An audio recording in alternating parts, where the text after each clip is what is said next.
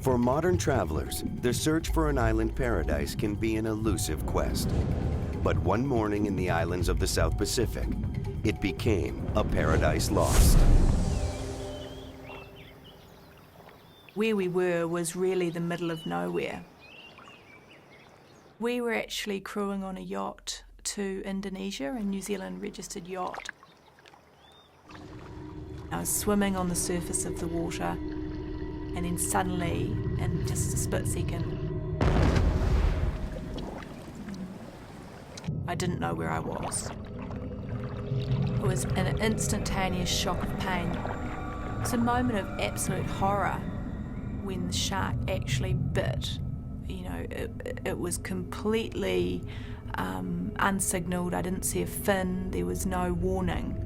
Just to be bitten by an animal, and that's what it was like from underneath. So a total shock of pain and disbelief. I could have been in a dream. I couldn't see anything. I was being dragged down, and this huge thing from underneath had me. All I really saw of the shark was this flash of grey as it dragged me under.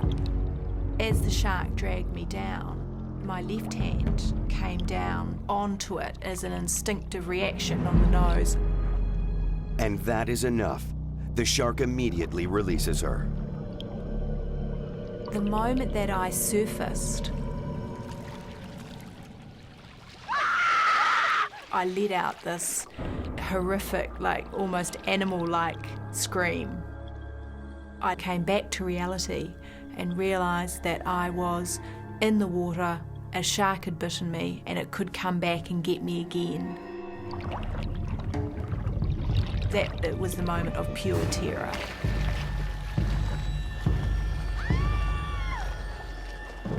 It was like logic versus emotion, you know, if I jump in there, am I going to get eaten too? But in hindsight, I sometimes wish I had have jumped in, because that would have been the brave thing to do. Hamish! Instead, John and Hamish race to the other side of the ketch and climb into the dinghy to retrieve Andrea, unaware that she's heading for the boat. I turned over and did backstroke to see if its dorsal fin broke the surface and see if it was coming for me again.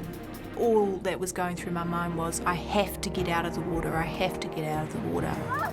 Come on, come on. In seconds, she reaches the skipper. Reach out, reach. I sort of propelled myself out of the water into his hand. But he couldn't lever me up because I was too heavy.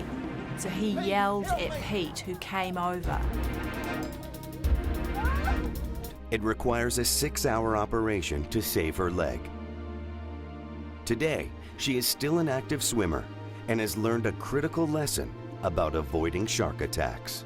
My accident could have been avoided had we spoken to the locals before we went in the water. They would have said, this isn't a safe place to swim. If you dive in a place that's well known for sharks, it's not the shark's fault that you get attacked. It's the risk that you took going into their environment and putting yourself in danger.